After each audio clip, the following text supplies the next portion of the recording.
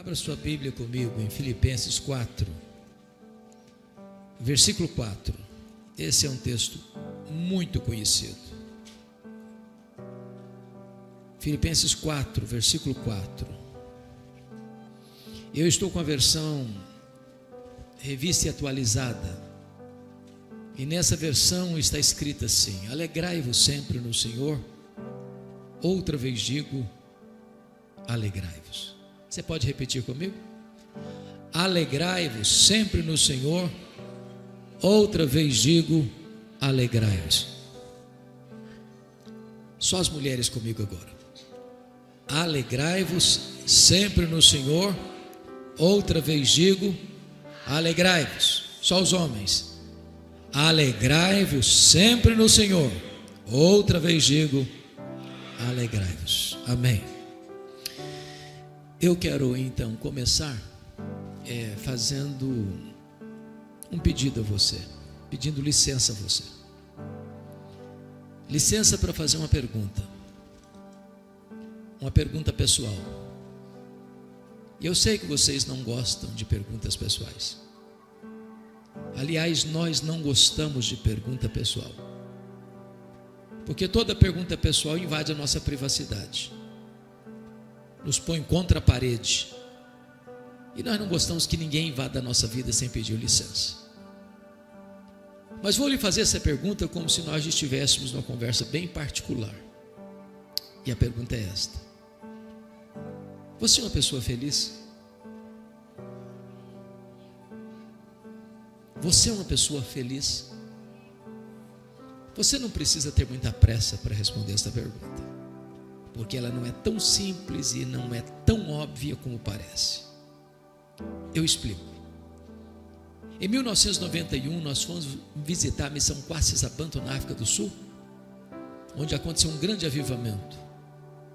E uma pessoa que nos acompanhava perguntou à esposa de um missionário daquela missão: você é submissa ao seu marido?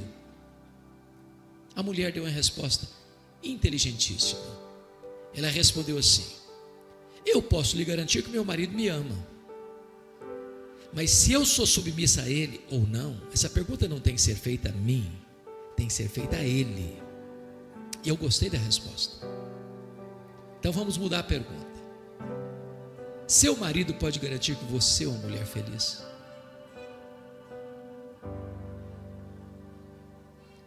Sua mulher pode garantir que você é um homem feliz? Lá em Provérbios 31, os filhos da mulher virtuosa se levantavam para dizer assim: mamãe é uma mulher ditosa, mamãe é uma mulher feliz. Seus filhos podem dizer isso a seu respeito? Seus pais podem dizer isso a seu respeito? Seus colegas de escola, seus colegas de trabalho, os membros da sua igreja podem dizer isso a seu respeito? Bom, é provável que a essas alturas você já esteja criando alguns mecanismos de defesa aí no seu coração, pensando assim: o pastor está me fazendo essas perguntas porque não conhece a minha história. Se eu contar a minha vida, até pedra chora. Talvez você tenha argumento: mas dá para ser feliz hoje? No mundo de guerras, de terremotos, de ataques terroristas, de tufões, de violência, de maldade, dá para ser feliz? Quando penso nisso, vem à minha mente que Paulo escreveu esta passagem não hospedado num hotel 5 estrelas em Roma. Paulo escreveu esse texto preso, algemado, acusado injustamente pelos seus irmãos, os judeus. E é nessa conjuntura que ele diz: alegrai-vos sempre no Senhor. Outra vez digo, alegrai-vos. Ensinando-nos três coisas. Primeiro, a alegria para o cristão não é uma opção ou uma mera possibilidade, é um mandamento imperativo. Alegria aqui não é substantivo, é verbo, e verbo no imperativo. Você não tem o direito de ser uma pessoa triste, porque ser uma pessoa triste é um pecado. É um pecado de desobediência a uma ordem expressa de Deus. Isso porque o evangelho que alcançou a sua vida é boa nova de grande alegria. O reino de Deus que está dentro de você é alegria no Espírito Santo. O fruto do Espírito é alegria. A ordem de Deus é alegrai-vos, e a alegria do Senhor é a nossa força. Agora, me permita outra pergunta. Você tem problema na sua vida também? Ou sou eu que tenho na minha? De vez alguém fica doente, de vez em quando alguém fica doente na sua casa também, ou só na minha que fica? Às vezes a grana fica curta lá também, ou só na minha casa que fica? Quando Paulo diz alegrai-vos sempre, o que ele quer dizer? Ele quer dizer que a alegria do cristão, além de ser imperativa, é também ultra circunstancial. Não depende de circunstância. Porque estar feliz quando está tudo bem, até o ateu consegue. O grande desafio é ser uma pessoa feliz, apesar das lutas e adversidades da vida. Me permita esclarecer. No século XIX, um homem muito rico de Chicago, estado de Illinois, um advogado chamado Horatius Spafford, foi levado a Cristo por Dwight Lyman Moody, o maior avivalista e evangelista do século XIX. Esse advogado tinha 5 filhos, 4 meninas e um filho caçula. O filho dele morreu ainda na infância, deixando um grande vácuo emocional na família. Se não bastasse esse problema, aconteceu um incêndio terrível no século XIX em Chicago. Centenas, milhares de prédios, de casas destruídos. Milhares de pessoas morreram. O doutor Spafford perdeu grande parte da sua fortuna naquele incêndio. Então, abalado emocionalmente, sabendo que Moody estava fazendo uma campanha evangelística na Inglaterra, ele resolve viajar com a esposa, as 4 filhas, para a Inglaterra, para se encontrarem com Dwight Lyman Moody. Na véspera da viagem, por negócios, não pôde sair de Chicago. Enviou a esposa e as 4 filhas para Nova York, de lá pegaram um navio rumo à Inglaterra. Aquele navio naufragou. 292 pessoas morreram. A esposa mandou-lhe um telegrama: salva, porém só. As 4 filhas morreram naquele naufrágio. Quando ele recebe o telegrama, ele viaja para encontrar a esposa e pede ao comandante do navio para mostrar para ele o local do acidente. Enquanto ele vê o mar revolto, sovando com rigor desmesurado seu barco, seu navio, o Deus que inspira canções de louvor nas noites escuras, colocou no coração e na mente dele uma música, uma canção, e ele a escreveu. Só escreveu esta em toda a sua vida, mas essa música é mundialmente conhecida. Você e eu a cantamos ainda hoje. Se paz a mais doce me deres gozar, se dor a mais forte sofrer, ó, seja onde for, tu me fazes saber que feliz com Jesus sempre sou feliz com Jesus, meu Senhor. Preste atenção nisso. Eu não perguntei para você nesta noite se você está feliz. Eu perguntei nesta noite se você é uma pessoa feliz. Porque estar é uma situação circunstancial. Ser é aquilo que é permanente. Um pai que enterra as suas 4 filhas não está feliz, mas se ele tem Jesus, ele é feliz. Sabem por quê? Porque a felicidade do cristão não é uma emoção, não é um sentimento. A alegria do cristão não é apenas presença de coisas boas ou ausência de coisas ruins. A alegria do cristão é uma pessoa.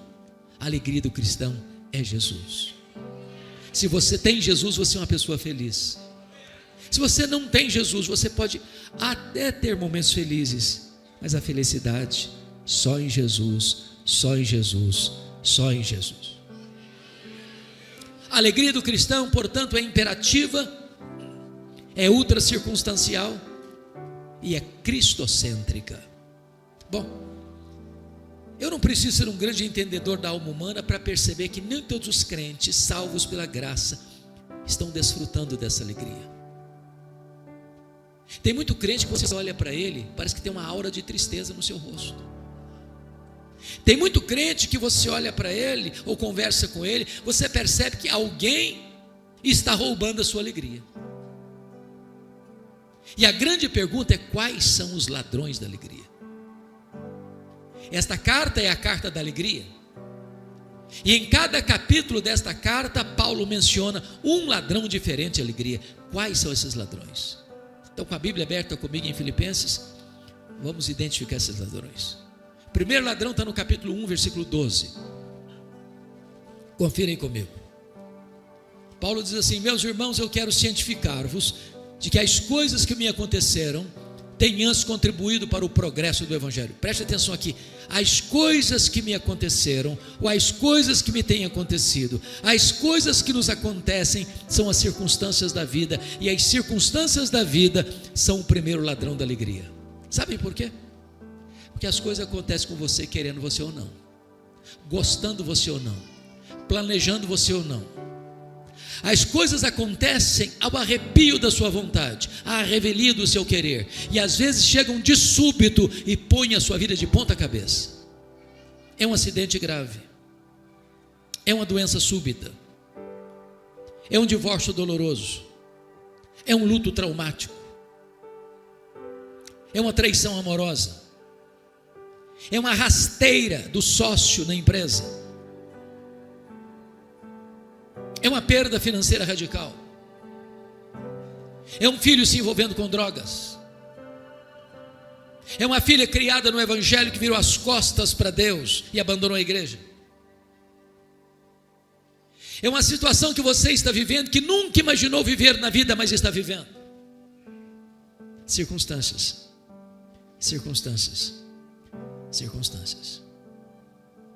Você vai ao médico por um exame de rotina e descobre que está com a doença grave. Você sai de férias com a família e sofre um acidente trágico. Você cria uma filha com todo o zelo, leva ao altar para descobrir que ela se casou com um homem rude que vai arrebentar com a sua vida emocional. Se você não tomar cuidado, isso leva embora a sua alegria. Quando Paulo diz assim: meus irmãos, eu quero que vocês saibam que as coisas que me aconteceram têm antes contribuído para o progresso do Evangelho. Eu preciso chegar para Paulo e perguntar: do que você está falando, Paulo? Que circunstâncias foram essas que aconteceram com você?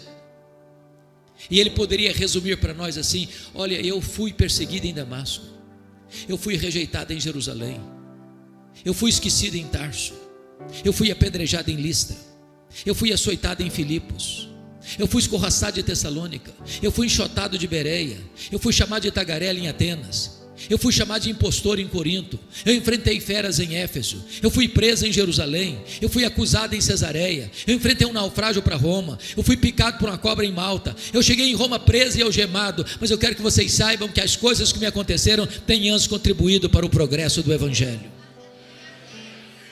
Esse homem não crê em acaso, esse homem não crê em sorte, esse homem não crê em azar, esse homem não crê em determinismo, esse homem não crê em misticismo, esse homem não crê em olho gordo, esse homem não crê em macumba para crente. Esse homem sabe que a mão de Deus dirige o seu destino. Porque ele estava preso em Roma. Ele diz em Filipenses 1 que 3 coisas aconteceram. Primeiro, as igrejas foram mais encorajadas a pregar quando viram Paulo preso, trabalhando mais do que eles, que estavam livres. Paulo, quando estava preso, só entendia uma coisa: só mudou o campo missionário. Ele era um embaixador em cadeias, ele era um prisioneiro de Cristo. Porque Paulo estava preso, em segundo lugar, diz ele que toda a guarda pretoriana tomou conhecimento das suas cadeias em Cristo. E a guarda pretoriana era a guarda de elite do imperador romano. Eram 16.000 soldados da mais alta patente do império. Se Paulo estivesse solto, certamente eu jamais teria alcançado a elite militar de Roma. Mas porque ele era prisioneiro de César, durante 2 anos tinha que ter um soldado da guarda pretoriana algemado com ele em 3 turnos por dia. E o que Paulo fez? Evangelho neles. Os caras não podiam nem sair porque estavam algemados com ele. Depois de 2 anos, toda a guarda pretoriana estava evangelizada. E ele escreve no capítulo 4, 22: os santos vos saúdam, especialmente os da casa de César. Terceiro, porque Paulo estava preso, não podendo viajar, ele começou a escrever cartas, as cartas da primeira prisão: Efésios, Filipenses, Colossenses, Filemon. Se Paulo estivesse solto, provavelmente nós não teríamos essas joias na nossa Bíblia. Sabe o que significa isso? Quando você pensa que a sua vida está de ponta cabeça, quando você pensa que está dando tudo errado no seu planejamento, Deus pode estar escrevendo o capítulo mais importante da sua história. Então olhe para a vida sob a perspectiva da soberania de Deus, porque do contrário, as circunstâncias podem levar embora a sua alegria. Olhe para a vida na perspectiva da soberania de Deus, para que você possa dizer: sabemos que todas as coisas cooperam para o bem daqueles que amam a Deus. Vamos ao segundo ladrão da alegria, confira aí comigo, capítulo 2, 3 a 5. Nada façais por partidarismo ou vanglória, mas por humildade, considerando cada um outro superior a si mesmo. Não tem visto o que é propriamente seu, senão também cada qual o que é dos outros. Tende em vós o mesmo sentimento que houve também em Cristo Jesus. O segundo ladrão da alegria são as pessoas. E eu preciso admitir que nós sofremos mais por causa de gente do que por causa de coisas. Pessoas nos fazem sofrer mais do que circunstâncias. Sabem por quê? Porque as pessoas nos decepcionam e nós decepcionamos as pessoas. Nós não viemos de uma família perfeita, nós não somos uma pessoa perfeita, nós não nos casamos com uma pessoa perfeita, nós não temos filhos perfeitos, nós não frequentamos uma igreja perfeita.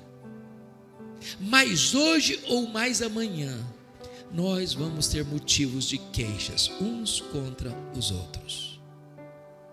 Por isso é absolutamente vital o exercício do perdão para termos saúde emocional. Sem perdão não tem saúde emocional. Sem perdão não tem saúde espiritual, nem física. Isso é tão importante que Jesus disse o seguinte: se você não perdoar, você não pode orar. Aliás, Paulo diz que se você, marido, não tratar bem sua mulher, as suas orações são interrompidas. Se você não perdoar, você não pode trazer sua oferta ao altar. Se você não perdoar, você não pode ser perdoado. Se você não perdoar, você entrega aos verdugos da consciência, aos flageladores da alma. Se você não perdoar, você não tem paz. Agora Jesus afirmou mais, e nós podemos entender isso. Perdão é uma questão de bom senso. Sabe por que é uma questão de bom senso? Porque você guardar mágoa de alguém é a mesma coisa de você tomar um copo de veneno pensando que o outro é quem vai morrer. É autofagia. Se você guardar mágoa de alguém, esse alguém vai botar um cabresto em você, vai controlar a sua vida. Você vai chegar em casa cansado para tirar uma soneca, a pessoa se deita do seu lado e vira o seu pesadelo. Você vai chegar em casa com fome e vai assentar-se à mesa e a pessoa se assenta do seu lado e tira o seu apetite. Você vai sair de férias com a família e a pessoa vai pegar carona com você e estragar suas férias. A única maneira de você ter paz é perdoar. Agora, o perdão não é fácil não. Ninguém perdoa porque é bem criado, porque tem um temperamento ameno, ou porque frequenta ou é membro da Lagoinha de Americana. Perdão é obra da graça de Deus na sua vida. Eu já passei por muitas dores na vida, mas a mais aguda ocorreu no dia 2 de agosto de 1982, ano que eu comecei meu ministério em Bragança Paulista. Eu recebo um telefonema de que meu irmão, eu sou irmão caçula, filho caçula, o meu irmão acima de mim tinha feito no dia 1º de agosto 27 anos. No dia 2 de agosto, um dia depois, ele foi brutalmente assassinado, com 11 golpes de faca, todos mortais, pelo primo primeiro da sua mulher, gente criada conosco. A dor foi tão intensa que quando eu recebi o telefonema, eu perdi a voz. Mas me lembro que quando Deus restaurou minhas forças, a primeira palavra que Deus botou na minha boca foi esta: eu perdoo o assassino. Eu não tinha outra opção. Ou perdoava ou adoecia. Ou perdoava ou minha vida transformar-se no inferno. Ou perdoava ou teria que abandonar o ministério. Mas eu posso garantir a vocês que o perdão é maior do que o ódio. O perdão é maior que a sede de vingança. O perdão cura, o perdão restaura, o perdão liberta. O perdão é a faxina da mente, é a asepsia da alma, é a alforria do coração. Eu só fui entender perdão, entretanto, quando eu compreendi uma parábola que Jesus contou, a parábola do credor incompassivo. Jesus conta a parábola que o rei acertava a conta com seus súditos e encontra um que lhe devia 10.000 talentos. Não tendo com que pagar, o homem pediu clemência e o rei perdoa a ele a dívida de 10.000 talentos. Aquele homem perdoado encontra um conservo que lhe devia 100 denários, não tendo com que pagar, pediu clemência e disse: não tem paciência não, paga o que você me deve, senão eu boto você na cadeia. O rei ficou sabendo dessa história, chamou o camarada e disse: servo malvado, eu perdoei você 10.000 talentos, você não pode perdoar o seu conservo 100 denários, pois você vai ser entregue aos flageladores, até que pagues o último centavo. E Jesus termina a parábola assim: assim vosso Pai Celeste vos fará, se do íntimo não perdoardes uns aos outros.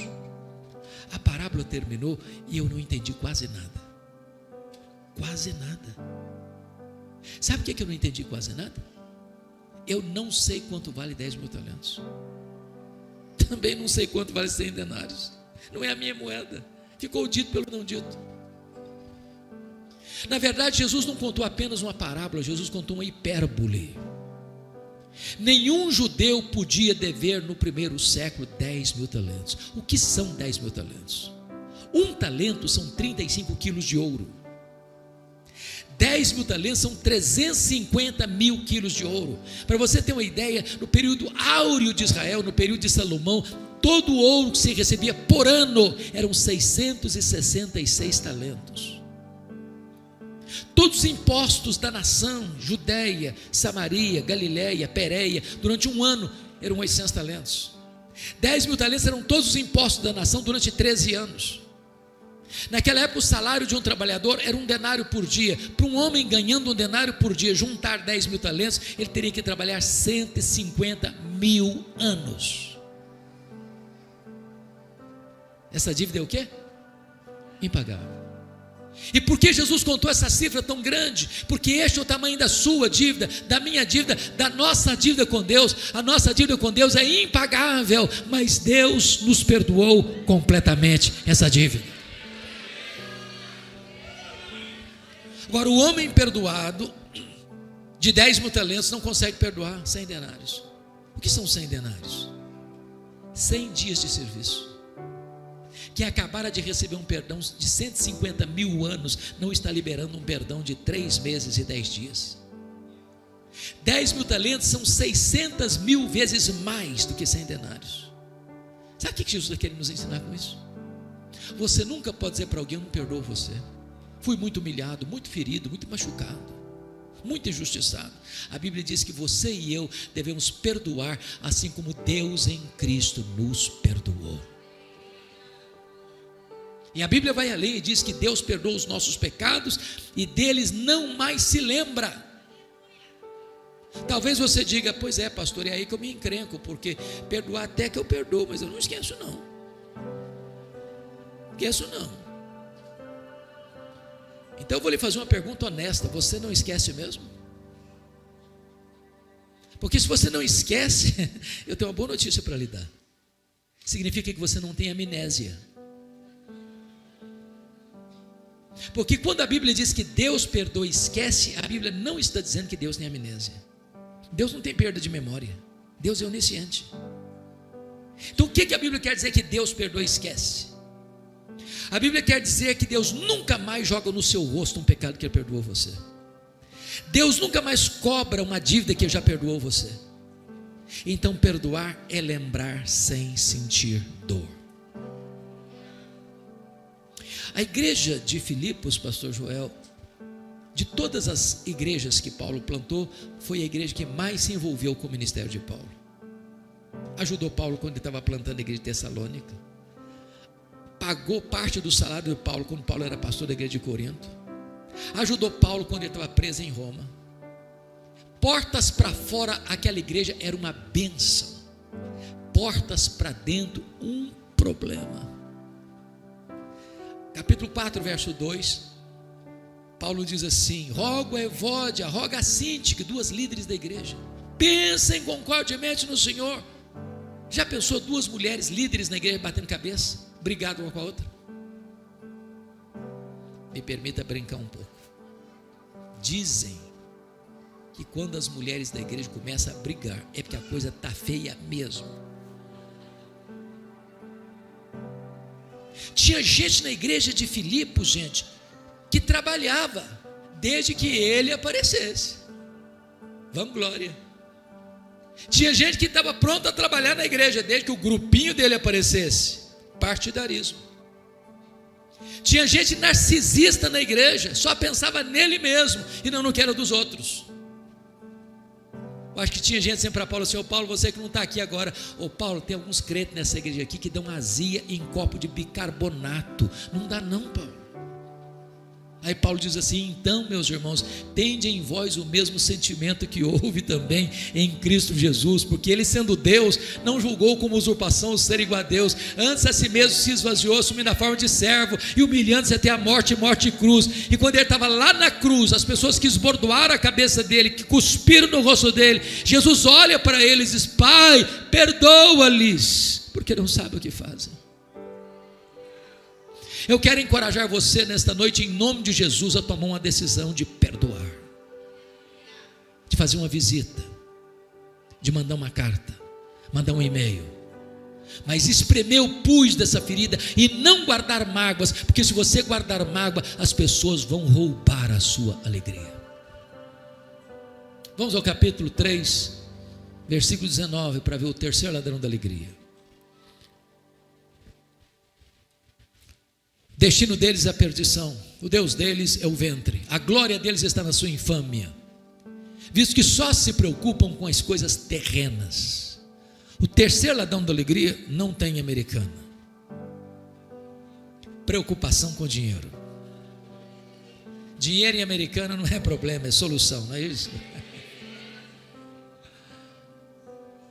Mas me permita uma pergunta honesta. Alguma vez você já brigou com a sua mulher ou já discutiu com a sua mulher por causa de dinheiro? Alguma vez? Alguma vez você já discutiu com seu marido por causa de dinheiro? Se você falar para mim que nunca, eu vou duvidar da sua honestidade. Vou mesmo. Sabe por quê? Porque as pessoas discutem por causa de dinheiro. Discutem que tem muito dinheiro, discute que tem pouco dinheiro, discute que não tem dinheiro nenhum. Estão sempre discutindo. O dinheiro é um dos principais pomos de discussão dentro da família hoje. Sabe por quê? Porque algumas pessoas só se preocupam com as coisas terrenas. Gente que levanta de madrugada, vai dormir tarde, come penosamente o pão que granjeia. Gente que não tem tempo para Deus, gente que não tem tempo para o marido, gente que não tem tempo para a mulher, gente que não tem tempo para os filhos, gente que não tem tempo para a igreja, gente que não tem tempo nem para si mesmo, que só se preocupa com as coisas terrenas.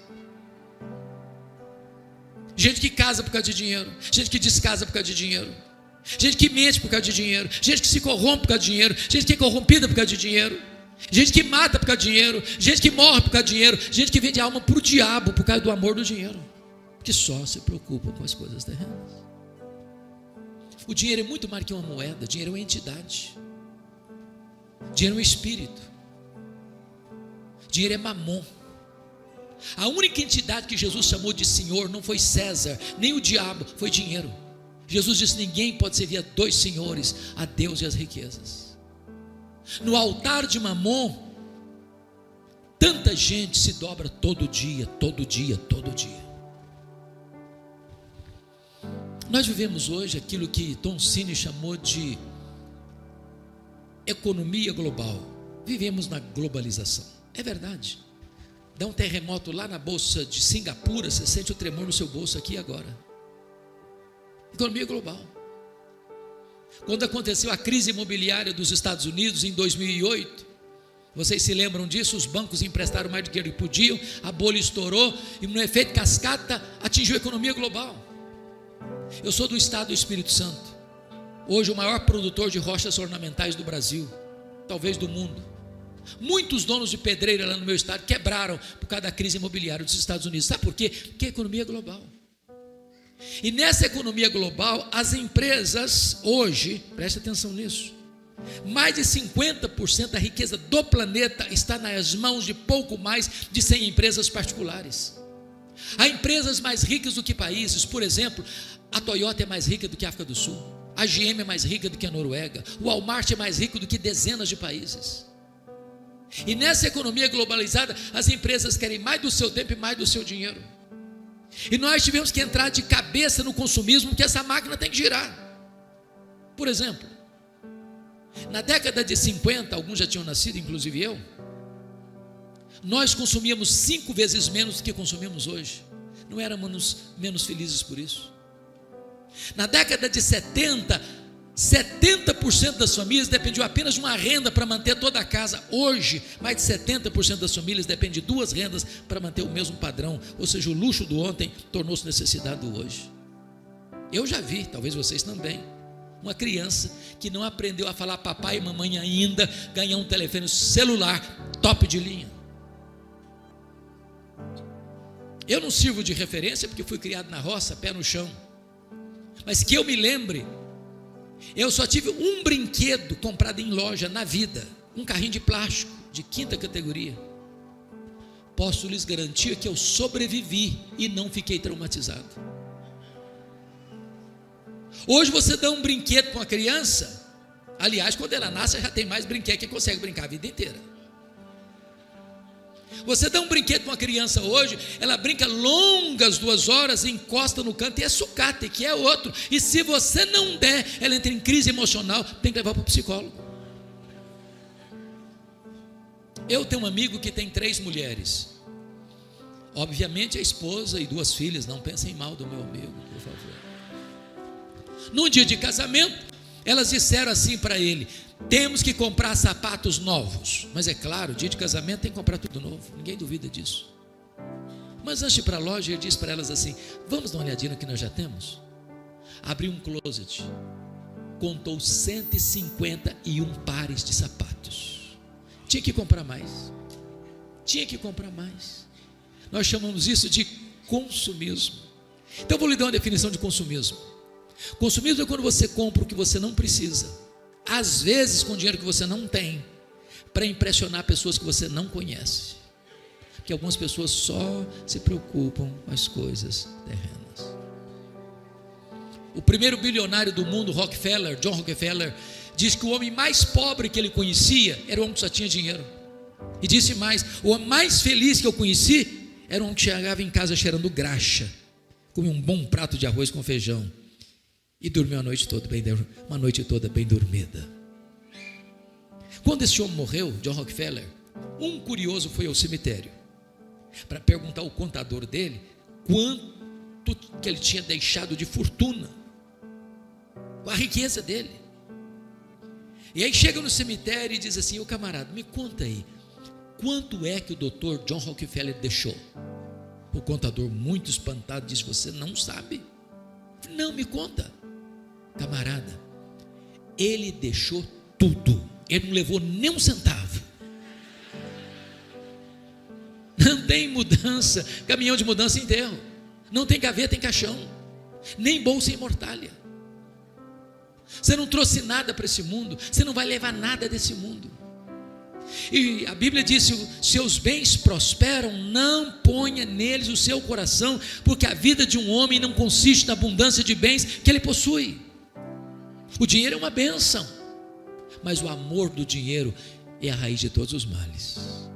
A Bíblia diz que quem ama o dinheiro nunca vai se desfazer dele. Sabe por quê? O dinheiro não vai dar para você a felicidade que você procura, o dinheiro não vai dar para você a segurança que você procura. Por isso a Bíblia diz assim: a piedade com contentamento é grande fonte de lucro. Então ajunte para você tesouros lá em cima, onde nem a traça, nem a ferrugem, nem os ladrões podem tomar de você. Porque se você botar o seu coração no dinheiro, você vai se frustrar, porque felicidade não está no dinheiro. Felicidade é só em Jesus, é só em Jesus, é só em Jesus. Só Jesus pode fazer você verdadeiramente feliz. Vamos ao quarto ladrão da alegria. Confira comigo, capítulo 4, versos 6 e 7.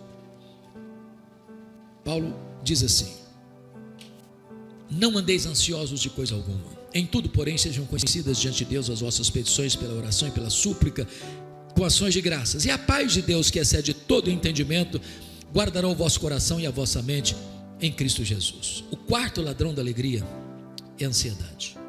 Me permita uma pergunta: você conhece alguma pessoa ansiosa? Conhece? Você já viu alguma pessoa ansiosa hoje? É óbvio, você se olhou no espelho antes de vir para cá. Você é daquele tipo de gente que fica roendo as unhas? Que é tipo de gente que o problema está lá na China, você pensa que já está batendo na porta da sua casa? Aquele tipo de gente que vai fazer uma prova, um concurso, dá um apagão na cabeça? Ou aquele tipo de gente que quando não tem problema, você cria um que não sabe viver sem problema? A ansiedade, irmão, segundo o Dr. Rollo May, é o mal da nossa geração. Pasmem vocês, até as crianças estão ansiosas hoje. Também pudera, viu? Hollywood fez uma pesquisa e descobriu que as crianças estão ansiosas porque elas gostam de filmes, de brinquedos e de jogos de ação. Se um dia você tiver coragem de assistir toda a programação infantil da televisão brasileira, eu te garanto que você não dorme de noite com a luz apagada. Coisa tá feia. Eu gosto de brincar com as crianças. Um dia eu cheguei na igreja, lá em Vitória, tinha uma criança brincando assim, lá no canto. Eu me aproximei dela e disse: filha, que vidona, hein? Ela voltou-se brava para mim, disse: o senhor é que pensa. A bichinha estava estressada. Ansiedade. A palavra ansiedade no grego significa estrangulamento. Tira o oxigênio, apertar o pescoço. E Jesus foi claro: a ansiedade é inútil, porque por mais ansioso que você esteja, você não consegue acrescentar um côvado, 45 centímetros no curso da sua vida. Sabe por que é inútil? Porque 70% dos assuntos que deixam você ansioso ou ansiosa nunca vão acontecer. Nunca vão acontecer. Aí você sofre antecipadamente, você sofre desnecessariamente, e se o problema de fato acontecer, você vai sofrer duas vezes, sem forças para enfrentá-lo. Segundo, a ansiedade é prejudicial. Sabe por que é prejudicial? Porque a ansiedade é quando você sofre agora por uma situação que ainda vai acontecer, possivelmente. Tem gente que atrai sofrimento, antecipa sofrimento. Quando eu era seminarista aqui em Campinas, nos idos de 78 e 81, um dia eu levantei para beber água, e o bebedor ficava no corredor, e eu estou indo para o bebedor, quando eu olho a porta de um quarto, a porta do quarto do meu colega estava aberta, e eu olhei, ele estava chorando, mas convulsivamente, e eu entrei apressadamente, disse: o que aconteceu? Morreu alguém na sua família? Ele chorando, disse: eu estou com medo da minha mãe morrer. Eu perguntei: mas em que hospital que ela está? Qual o problema dela? Ela disse: não, ela não está doente não, eu estou com medo dela morrer um dia. Eu falei: rapaz, mas deixa a sua mãe viver, homem. Hoje a gente tem mais de 40 anos, essa mulher está viva até hoje.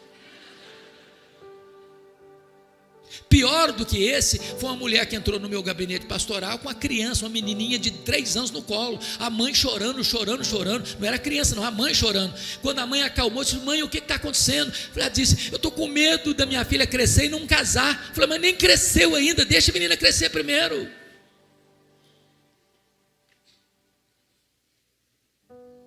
Ansiedade é incredulidade, disse Jesus. Os gentios que não conhecem a Deus é que se preocupam com todas essas coisas. Mas vós deveis buscar em primeiro lugar o reino de Deus e a sua justiça, e as demais coisas vos serão acrescentadas. Agora, você quer um remédio para a ansiedade? eficaz não tem na farmácia, não é injetável, nem comprimidos, e também não é passar um final de semana no spa, também não é fazer uma viagem para os lugares mais bonitos da terra. Você quer remédio eficaz para a ansiedade? Paulo vai dar a receita: não andeis ansiosos de coisa alguma, em tudo porém sejam conhecidas diante de Deus as vossas petições pela oração, pela súplica, com ações de graças. A palavra oração aqui no grego é a mesma palavra para adoração. Então Paulo está dando 3 remédios aqui para a ansiedade. Primeiro, você adora a Deus. Segundo, você suplica a Deus. Terceiro, você dá graças a Deus. Você sabia qual é a diferença entre adorar a Deus e dar graças a Deus? Você adora a Deus por quem Deus é, e você dá graças a Deus pelo que Deus faz.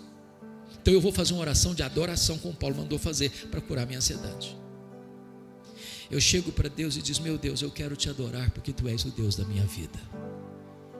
Tu és o meu Criador, Tu és o meu provedor, Tu és o meu protetor, Tu és o meu consolador, Tu és o meu redentor. Eu quero te adorar porque Tu és o único Deus vivo e verdadeiro. Eu quero te adorar porque Tu és o Deus autoexistente, porque Tu és o Deus infinito, porque Tu és o Deus imenso, porque Tu és o Deus eterno, porque Tu és o Deus imutável. Eu quero te adorar porque Tu és o Deus onipotente, porque Tu és o Deus onipresente, porque Tu és o Deus onisciente, porque Tu és o Deus transcendente, porque Tu és o Deus soberano. Eu quero te adorar porque Tu és o Deus fiel, porque Tu és o Deus verdadeiro, justo e misericordioso.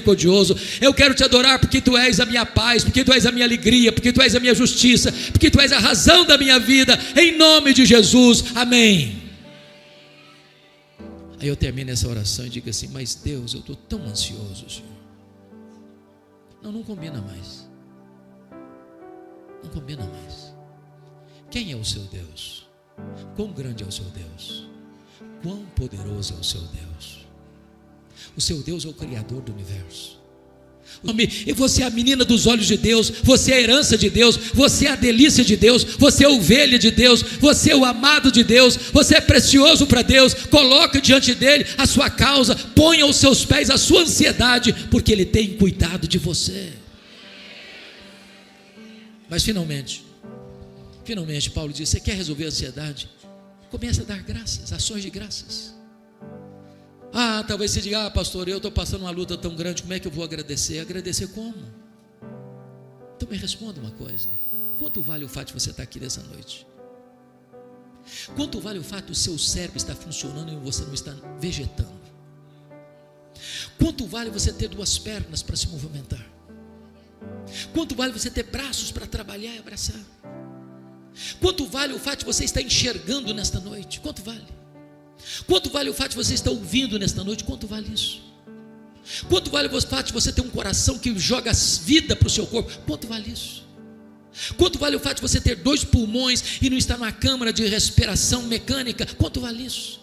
Quanto vale você ter 2 rins que estão filtrando as impurezas do seu corpo e você não está numa máquina de hemodiálise? Quanto vale isso? Quanto vale o fato de você ter um estômago que está processando os alimentos, dando vida para o seu corpo? Quanto vale isso? Quanto vale o fato de você ter uma casa para morar, uma cama para dormir, uma mesa com pão com fartura? Quanto vale você ter um lar para onde você pode voltar depois de um dia de trabalho? Quanto vale o fato de você ter amigos? Quanto vale o fato de você ter a igreja de Jesus? Quanto vale o fato de você ter seu nome escrito no livro da vida? Quanto vale o fato de você ter Jesus como seu salvador pessoal? Então pare de reclamar, pare de murmurar e comece a dar graças a Deus, e não haverá mais espaço para ansiedade no seu coração.